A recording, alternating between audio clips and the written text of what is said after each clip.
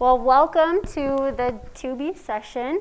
This is a panel on global climate wisdom. The motivation for this panel is that, folks here in the US can often get stuck on thinking about how climate change affects us here in the US and what solutions we're working on. But all around the world, there are lots of communities coming up with really innovative solutions and implementing them. And all of our panelists here are amazing people who I look up to a lot and have been doing work in climate change all around the world. So without further ado, we're going to have them just get started. They'll each present about 5 minutes about what they do, who they are, and what brought them here tonight. Can you hear me? This works, right?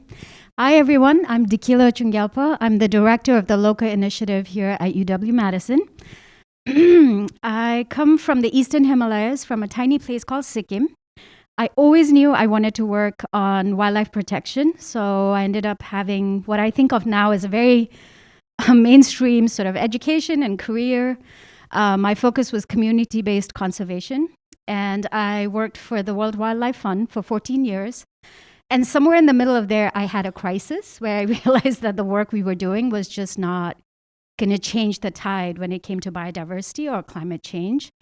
And at that point, I pivoted and started working with faith leaders and religious institutions. So that was in 2008. The argument that I made to the WWF board to let me do this work was basically that 80% of the human population follows a religion and identifies with a religion, right? So which is enormous influence that religions have. 80% of biodiversity that we know of today is in indigenous managed land. So it's actually indigenous values that's protecting biodiversity. Everywhere from 8% of all inhabitable land on this planet are actually owned by religions. The third most wealthy property owner that you can think of is the Catholic Church. Just the Catholic Church in the US has 27,000 institutions alone. So when you think about them as a stakeholder, what was really interesting to me was as I was going through these numbers with the board, the question that came up again and again is, how come we haven't been working with faith leaders, right? If 50% of all schools worldwide are managed by faith institutions, if when we think about fossil fuel divestment, 1/3 of the divestment is being actually driven by faith institutions, how is it that we don't think about them at all? It's like a blind spot. And so for the last 14 years, this is the world that I've been in, working and building bridges with faith institutions and culture keepers of indigenous religions, indigenous traditions in particular. Here at UW and at LOCA, the program that I have, it's a cross-campus program. We are a partnership between 8 different institutes, including 4W right here, the Center for Healthy Minds, Nelson, Global Health Institute, and so on.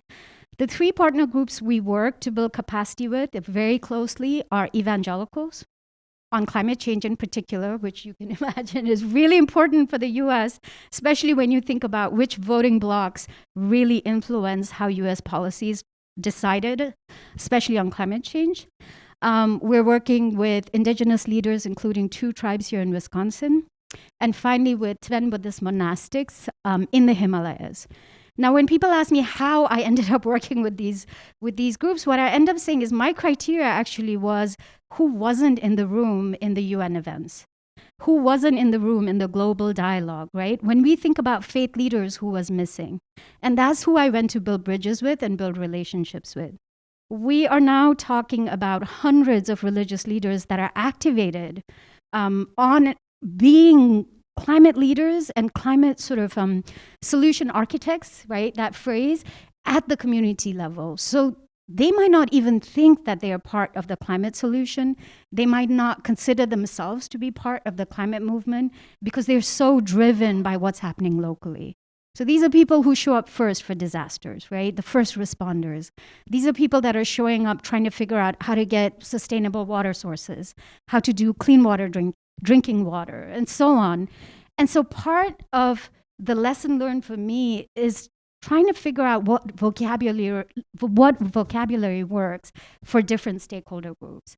And I think that's one of the things that really excites me about the work we do at the LOCA initiative, because what we're trying to do is create a safe space where religion and science can come together to work on climate change and biodiversity conservation. So the last thing I'm going to say is we are pioneering a course, a brand new course with the Nelson School for Environmental Studies, with the Center for Healthy Minds and Global Health Institute. It's going to be taught this summer. It's called Resilience in the Anthropocene. There are handouts outside. And the class really focuses on how we together deal with eco-anxiety, climate distress, and solastalgia. So we draw quite a bit from the religion side, from the spiritual side, from the indigenous side, and the science side to talk about how do we come to terms with this? How do we build inner resilience of people who are most impacted by climate change, by biodiversity loss, whether it's in terms of like mental well-being, emotional well-being, or physical well-being? So I really, please check it out. That's all I'm going to say. Thank you. Thanks. Hi, my name is Maitreyi Marathe. I am a third-year PhD student in electrical engineering. First of all, thank you for having me here, and it's a great honor to share this stage with such experienced folks. I'm advised by Professor Giri Venkatramanan, and I completed my bachelor's in India. I grew up there, and I did a year of field work in clean electricity access in Indian villages before I started grad school here. And so whatever I'm going to share is thanks to the collective experience of Professor Giri and the team. Here goes. A 2019 residential electricity survey in India revealed that 60% of rural households experience at least one electric outage per day. Now, just to put this into perspective, we are a country of almost 1.4 billion people, and 900 million of us live in rural areas. So 60% of that is a lot of households experiencing unreliable access to electricity. So that's one set. And there's another set that lacks access or lacks an electric connection altogether. And for example, when we visited a set of villages in a nature preserve in Western India, there is no construction permitted in that area. So power lines can never run there. And potentially these areas will never have access to electricity at all. So an energy service company set up something called as a microgrid in each village. What is a microgrid? As the name suggests, it is a smaller power grid, and they powered it using solar and added battery storage. Solar is amply available in India in most of the parts, and battery storage because the sun doesn't shine all the time. So microgrids are definitely an option for clean energy access to such communities. And another version is solar home systems, which are essentially one solar panel, one small battery per house. Microgrids and solar home systems also experience reliability issues. And that's where my graduate research work comes in, which is designing more robust control frameworks that are resilient to communication failure so that these systems are reliable and these communities continue to get access to clean electricity. So that was all about the technology. And I was naive enough to believe that technology alone can solve this problem of clean electricity access until the team started visiting these villages and we started designing and deploying solar home systems of our own in urban and rural households in India. And not surprisingly, turns out that there's a large socioeconomic aspect to the problem and the solutions that will work. And I was happily unaware of that sitting in my little ivory tower. Just to give some examples of the economic aspects, solar and battery costs have been dipping, but they are still not affordable for all. Rural India has seen abject poverty, and electricity has not been a part of their lifestyle at all for a very long time. So there have been instances when these batteries that are donated through grants are sold so that they can pay for their next few meals. And this was very eye-opening for me because I was fortunate enough to grow up in a family that did not have to choose between reliable electricity access and food. And so, of course, some of the things that informed our design sheet were, okay, the system has to be theft proof, vandalism proof. But at the same time, a more sustainable solution is to develop payment plans so that these communities can afford and pay for these systems and own these systems. Energy service companies in India have gone beyond energy and have almost brought about a financial revolution. One of the examples is they advocated for loans for buying solar lamps, and that was a non-existent thing maybe 30 years ago. Banks were not used to giving loans for solar lamps. Touching upon the social aspects real quick, the role of women has been really instrumental in sustainable microgrids. Some of the microgrids that we visited, they were operated and maintained by the grandma of the village.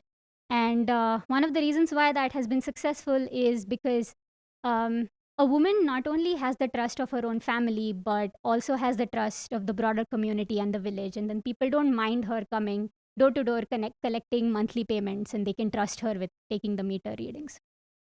So how does all of this apply to the United States context?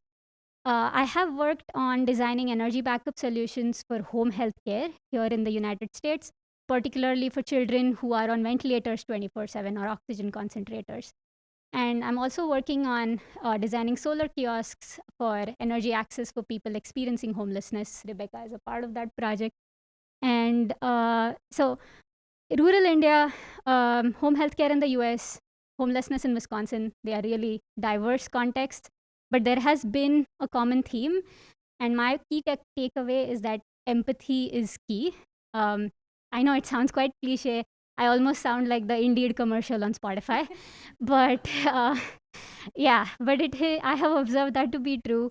And so I would just like to close by saying that as an engineer or as a solution provider, it is my duty to inform my design sheet with not just looking at it through the lens of the vocation that I belong to, but then looking at the entire context and the nuances of where my solution will be deployed. So yeah, that was my quick spiel, and looking forward to discussing more. Thank you so much. I too am really honored to be part of this panel with these folks. I'm going to talk a little bit about framing and how frameworks might help us to optimize work in this space. We're talking about inclusion and social equity as matters of fairness, but they're also matters of effectiveness, because you really can't optimize systems without including those perspectives. So I think I like the fact that the feminist approaches that I am promoting do both of those things, if done well. Also, it's really great to be at a teach-in. Does anybody? How many know about the history of teach-ins? Okay, teach-ins aren't just like classes at night. Teach-ins are like teach-ins, and they were almost teach-outs, because they grew up in an era when people felt they couldn't trust institutions to do everything they needed to do during the Vietnam War, actually. And also people recognized the power of those knowledge production institutions. So there were, efforts to provide education that might be more persuasive rather than, sifting and winnowing, which is what we do here. So, or we try to do or should be doing. So it's important to question institutions, especially if you love them, whether they're religious institutions or academic institutions or the institutions of the family and so on. And so I just wanted to underscore that. And I think we need to work with and through institutions and question them and step outside at the same time. So this is one of these weird, sort of two opposites have to be in one place. So I think these feminist approaches and the kind of work we did with this 3D model that I have up there is a really good example of, how can we make these changes? And, when people say that, sometimes you can say, or I have said, that's a good question. And I don't mean that's a good question, like what a good question, I don't have an answer. I mean a good question. Good questions are the answer in a lot of ways. And so we started studying some models for social development with these 9 pilot projects and leaders from those projects. And they looked at the Sustainable Development Goals. They looked at planetary health as a model. They looked at agroecology as a model. And they looked at degrowth. And they looked at their own projects. And we tried to figure out, how could we add value? And we came up with this 3D model. And this 3D model, I think, work in progress, obviously, but it advances inclusion and it optimizes and allows us to do our best work because of that. And the way that you get, more dimensions, or the 3D is kind of that three-dimensionality, is by having three perspectives that are not really strong enough in any of these really good models that we loved working with. So it was a loving critique of all these sustainability models, right? The first one is human rights, and that really means not just what are the rights, but are we using just processes to get where we're going? And if there are infringements of people's rights, are we recognizing it and taking corrective action? So there's a bunch of questions about rights that can help you do better work, even on a good project. The second thing was gender analysis. And gender analysis is a very specific approach of looking at gender roles, looking at intersectional gender roles. So how socioeconomic status or race or disability or non-binary identity might interact, as well as traditional lived experiences of women and men might come into it. So gender analysis has you look at roles, it has you look at discrimination and how that's impacting your system. It has you look at who has decision-making power. Very importantly, it also focuses on making sure that when you use data to study a problem, you disaggregate by sex and by these other variables so that you can understand what's happening in subpopulations. So that sounds like such a dry, boring way to here we are at a teach-in, and I'm saying disaggregate your data, but you really have to get at the truth.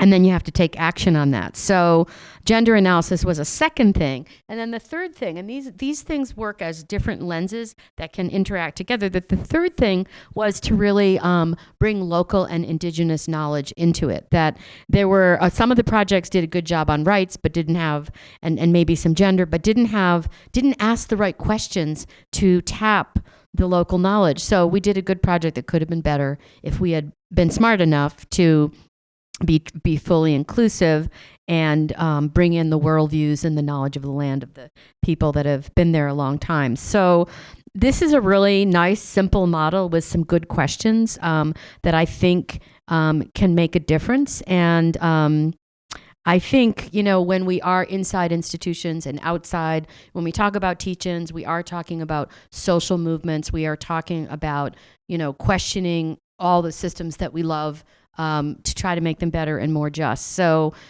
doing this work with a feminist lens, which I think we've all talked about that so far. I don't know if you're going to talk about a feminist lens or not. But I consider Professor Deng a feminist alongside me. So, but you can be working where you are and be doing movement work at the same time. And this idea that science and activism are at odds, doesn't need to be something we uphold. We can be rigorous scientists and passionate and activists and action-oriented, or we can be really bad activists. We don't need to be scientists to be bad at it. So I think you can have rigor in both of those and weave them together and be part of movements and be part of institutions and make change. So that's where at a teach-in, not a teach-out. And with that, I will pass the baton to Professor Deng. Thank you, Laura. Thank you, Rebecca, for inviting me to this panel. It's a great honor. My name is Yongheng Deng. I'm a professor at a business school. And my first job, actually, I was economist by training. But my first job after graduate school, I went to Washington, D.C. as a financial regulator. I oversight, there are two housing giants. It's called Fannie Mae and Freddie Mac. So that brings me to the housing market studies. And then after I left the government, I taught in USC in Los Angeles for 10 years. That I learned in Los Angeles what is traffic jam is. That's a really traffic jam. And then after USC, I moved to NUS, Singapore, National University of Singapore, for 10 years. During that 10 years, that bring me to try to understand how the housing market and environmental issues, sustainability issues, like Laura mentioned, a lot of social justice issues are connected. And then 5 years ago, I moved back to join the business school at Wisconsin School of Business. And then I'm teaching the real estate. I'm a real estate professor. So every time when I have a party or social gathering, when people say, oh, you are real estate professor, let me ask you a question. What is the housing price? Do you think housing price will go up or go down? Or do you think there's a housing bubble? Should I buy a house? But probably not. No one ever asked me the question. Probably that's the number I want to bring out. Actually, it's approximately about 40% of the raw materials are used, and energy are used in the building industries. Additional, it's 55% of the wood is using in the construction. Overall, building and the associated construction activities account at least 30% of the world green gas emissions. And then, in that sense, if you are thinking about the users or tenant perspective, 30% of the operating expense of the office building are related to the energy or those issues. And then 10% of total building cost of a typical office building are related to those energy expenses. So in that sense, that's what I learned when I spent 10 years in Singapore. The building and environmental sustainability is really highly connected. And then also there's another experience, because Rebecca said, do you have some interesting story to share when you are overseas? Like Laurie, I really like the teaching concept.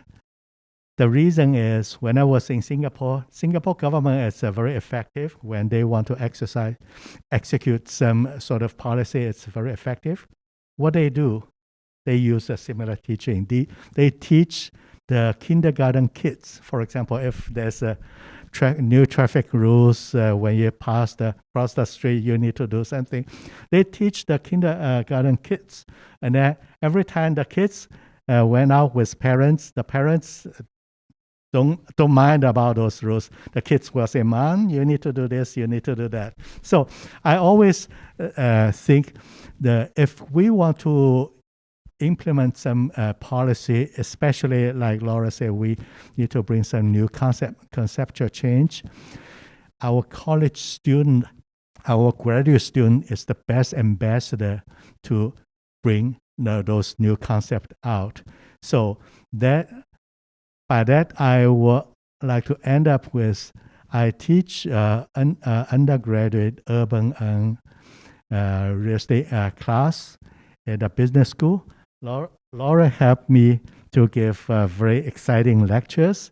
And then my student also have the student coming from engineering school, coming from law school, attend our business. Because I asked them, why come to my class? They said they just want to learn how business people are thinking about the housing market. But one important element, actually, Laurie helped me to conduct in that class is we are sort of expanding the Wisconsin idea, try to make sure our classroom concept will be benefits to the community, to the people living in the Wisconsin in Madison. So we work with the city mayor's office to evaluate the city's sustainable development plan. All our students divided into the group to study the city's sustainable plan, and then they make comments and suggestions, and they give a presentation. It's a post-session presentation. Deputy Mayor, who was graduate from the Wisconsin-Madison, also attend our session. They are very impressed.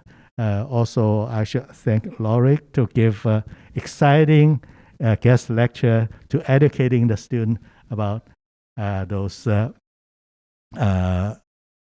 SDG issues. So if you or your friend are interested in learning what the business school are teaching, how they may relate it to this sustainable development concept, I encourage you to take a look at the undergraduate course. It's called Real Estate 420. Thank you.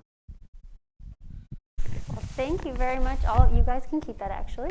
Thank you for sharing. We are in such great company tonight. We're going to start the Q&A. We have about 15 minutes, I think, maybe a little less. And when we start with the Q&A for audience questions so that they can get recorded, Marina will be running around with a mic. But to get us started, I'm going to ask a question. Any of you can take it, whoever is feeling up for it. But since this is a session on global climate wisdom, I'm wondering in what ways you think we can combat climate misinformation with the wisdom or lessons that you've learned from the communities you work with. I can start. How many of you know Katharine Hayhoe? So Katharine Hayhoe is one of the most prominent climate scientists, right? She's also an evangelical. She's married to a preacher. She comes from a family of evangelicals. And there was a really interesting study that happened recently that looked at people's attitudes, especially students in conservative Christian colleges in the US, before and after she gave a talk. And what they found was that as opposed to watching, a generic video of scientists talking about climate change, when Katharine got up to give her talk and she started by asking them to witness that she was there as an evangelical and as a climate scientist, people's attitudes completely changed. People actually became believers. People who were on the fence became believers. People who were skeptical started considering climate science is real, right? And so for me, one of the biggest lessons in the work we do really exemplifies that is it really matters who your messengers are and who we're trying to change. So people who are really far to the right, who are just complete deniers, we can forget about them. But there is a massive population in the middle who are skeptical or not sure or just don't want to be the first one in their community to get up and say, I think it's real and it's happening to us, right? That's who we need to focus on.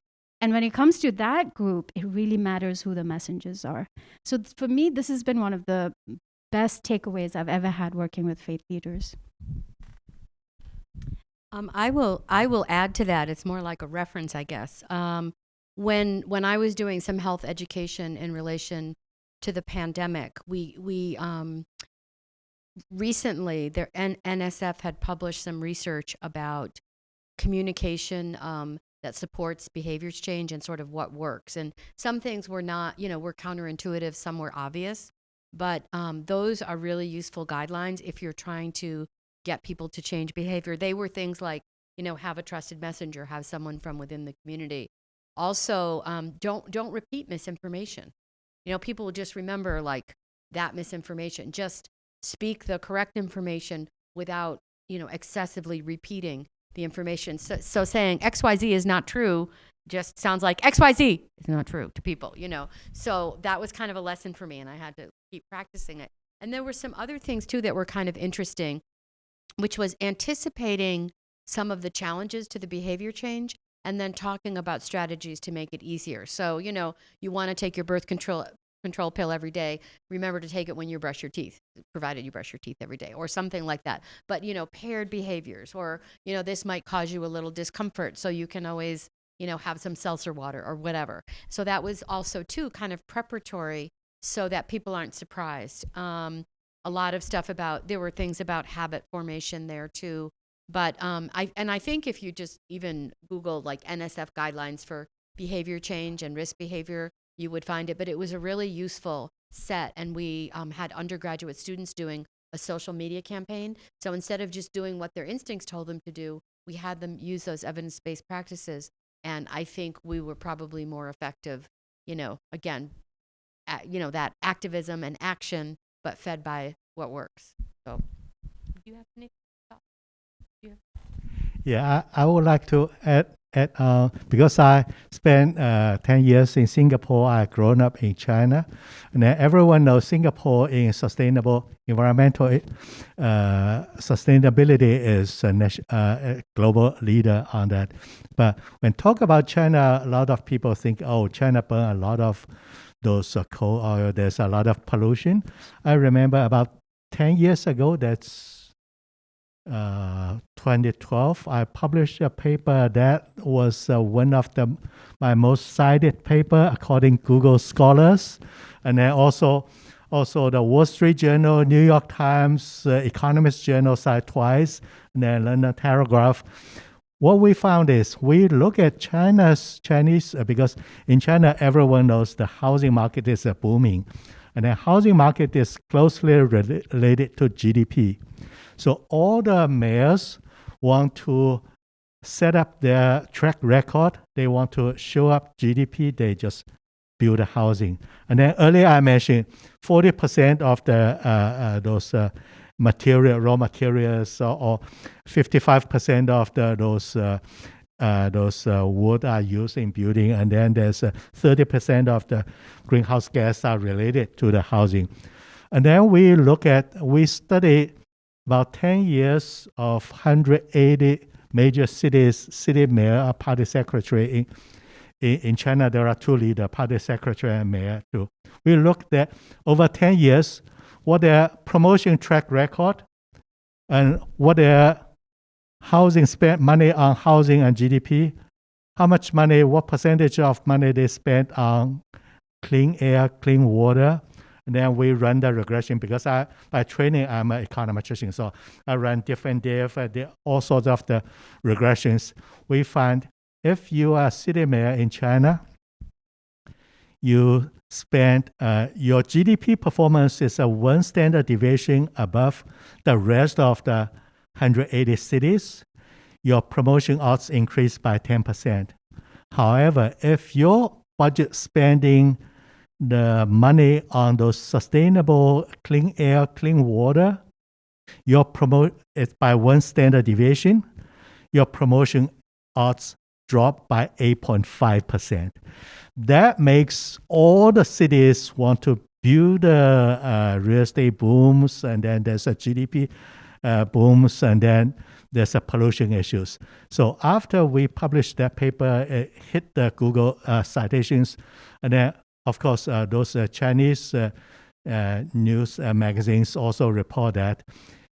About 2 years later, Chinese central government leader Xi Jinping, he has a speech. He said, our government official cannot be the GDP official. It need to be take care of those. So that says what we wrote, do the studies, published, has an influence to the policymaker. Now I just double check.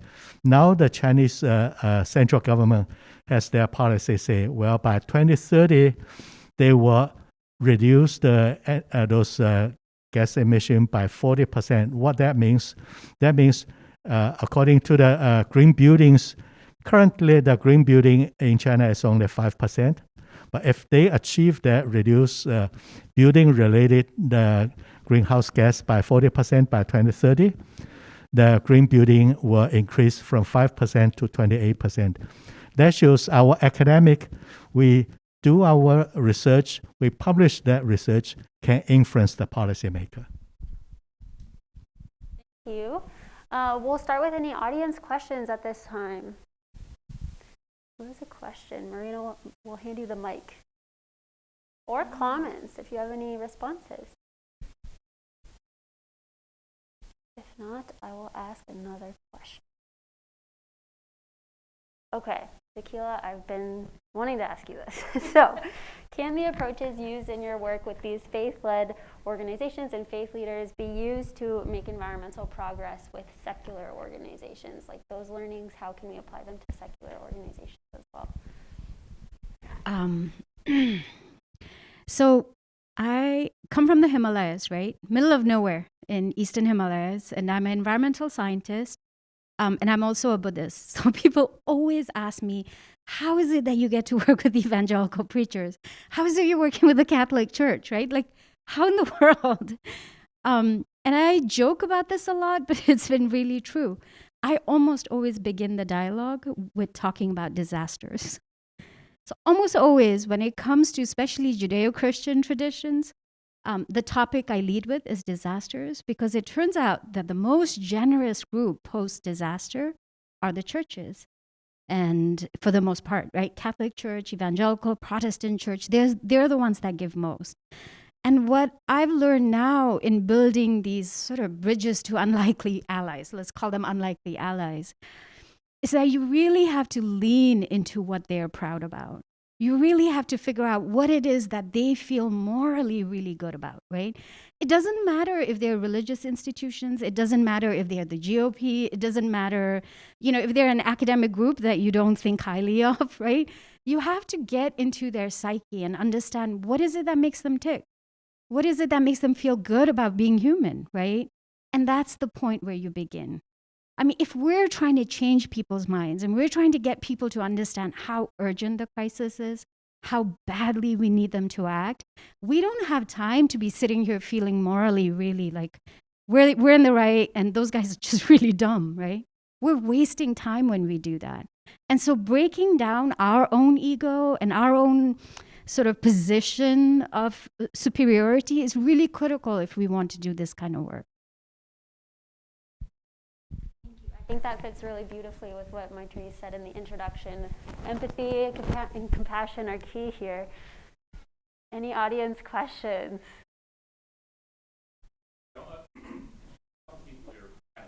Could you wait for the mic, just so it can get caught on the recording? Yep, thank you. Thank you. A few of you have discussed messaging, and obviously it's really important. And I think, from almost like a sales perspective, like, know your audience and pitch them. But I mean, is this something that as environmentalists, we need to sell to ourselves more? This idea of messaging is important, and how do we go about sharing this more with other people like-minded, environmental activists, in order to achieve proper messaging? Is that So I'll say something briefly, and probably others will have more to say. I think we have to be really careful. We're talking about, effective communication and messaging, but this isn't just PR or marketing. We are dealing with truth and justice and trust as well. And so you want to be very careful to be in the communication game for the long haul. And I think if you're not careful, messaging can start like marketing or PR. And I really try, when we're thinking about social inclusion, honoring the lived experience of people and their truths, and starting from there is very important. So I think it's different to talk about effective evidence-based communication and, good messaging. And it has to be embedded in relationships of respect that are long-term, or I think you can get into, so some things are true, and people might not like it. But I think kind of the truth will set you free, and you have to just really be careful about not letting manipulation get into your game, because we are supposed to be, evidence-based practitioners. I guess I'd just like to add that in the context, again, in the rural Indian context, yes, it did first take me some time to communicate the message to myself that even though I come from a university, I have to make sure that I don't portray like a power dynamic when I'm going into the community, because they have been living without electricity all their lives. I'm the one who gets quite finicky when there's a 2-hour power outage. So they know much more, and they are much more resilient than what I am. And it's more of a learning process for me than me giving them some solution. And then secondly, I think in terms of communication and messaging, they have seen so many folks coming in and making huge promises and then not delivering on them at all, that I had to make sure that that the team just said exactly what we were supposed to do, which was learn more about their energy needs. And then just that, don't promise that we are going to get a huge solution that will solve all their problems. And then they might start thinking that we have a political affiliation, there's an election coming up, and that's why, we are trying to put up solar panels, and they will be taken away after a while. So yeah, truth. Do we have 3 more minutes? Okay. Great. Any other audience questions? Yeah, grab the Marina. Thank you. Thank you all. This has been wonderful. This kind of leads into the next, like the plenary panel, but I'm curious if you would speak a little bit to what you think the role of a place like UW-Madison should be in doing some of this messaging and trying to build this kind of broader coalition, not just within this institution, but across the state. And of course, keeping in mind that we have a lot of legislative oversight here, a lot of budgetary oversight here. We need to be perceived as nonpartisan. So that's the question. Thanks. Do you want to go? Well, I'll just say briefly, I think, UW-Madison is an anchor institution for our city and our state, and we have to do our job and I think it starts a lot of times even with our students. When students come to college, it's a big moment of lifestyle change. And so how does that moment happen? Are there messages about the consumption side of these things, which leads to not only it has some impact, and I know it's small compared to other things, but to have the consciousness of a voter, of a leader, to be environmentally aware, you need to have the personal practices. So I think we can do a lot in how we live as a community, how we do our science, what kinds of investments are made. I don't think there would be, doesn't make sense to me that there would be a natural alignment between what resources were available for research and what really needed to be, researched here. So we need to make sure that we have like pots of money for young faculty and grad students who want to do research on some of these harder, longer term and harder to do topics. So those are just a few of the things. And I think, I think we do well and we could do better, but we should be the best citizen in the state. Yeah, I would like to also add, when I was at the National University of Singapore, I served as there's a United Nations Sustainable Development Solution Network, SDS. I was the co-chair of the Singapore chapter. And then after I moved back to US, because my experience in Singapore as a co-chair, so Jeffrey Sachs asked me to be a contact person of the Wisconsin Madison, and we know all our faculty. We teach. I teach a course related to sustainable development. Other professors do researches, but we need this kind of today the teaching event. It's a cross units, cross campus event to make it more effective. I'm also appreciate Laura bring me to that university alliance. Laura was a managing director. She said, after I invite her to my class, she said, hey, Yongheng, would you like to join, serve on the board? So I attend the board meeting. I think that's very effective. We have people from all across the campus. We have a common interest I'm interested about how urban cities sustainable development behavior is.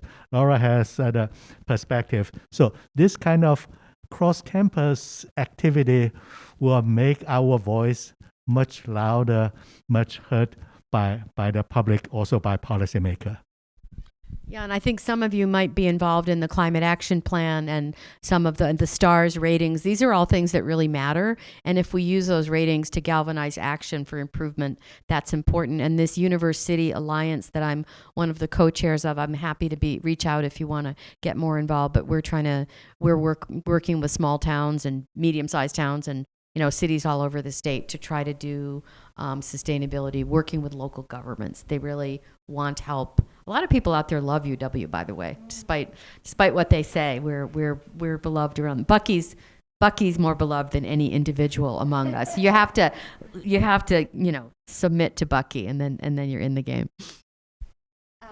The course that I mentioned earlier, right, Resilience in the Anthropocene.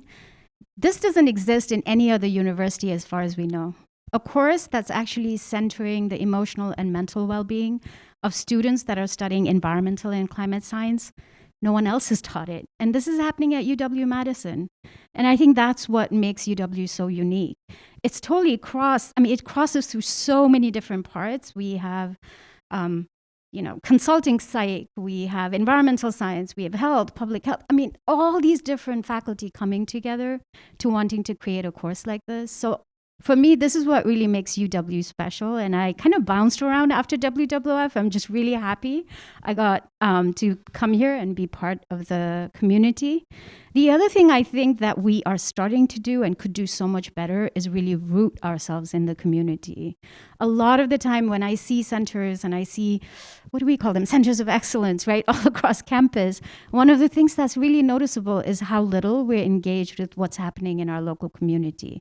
So we can have an event, for example, where we talk about, climate migration, but we don't think about inviting any of the refugee communities that are here in Madison that have fled climate change in their regions, right? And so that would be my appeal to everyone that's here. In every sense of every part of what we do, we really have to think about the impact we make on students and the impact we make where we stand. Do you want to be the last? Do you have anything to Yeah, just like a quick thought. I know we are running out of time. I just want to say that I'm grateful for what UW does at this point as well, because, and I think we should do it more, which is encouraging interdisciplinary research. And tackling hard problems. So as I mentioned, these multiple contexts that I've been dealing with, my professors have been quite supportive of encouraging community engagement scholarship, and then there's electrical engineering, and there's embedded systems, and there's like so many other different disciplines that are involved in this research. So I think it'll be great if this can be institutionalized and can be like a norm. All right. We are out of time, sadly. I hope you're feeling re-energized like I am. If you're heading down to the plenary session, it's just down in 1106, so you can all head out there after we thank our panelists, and thank you for coming.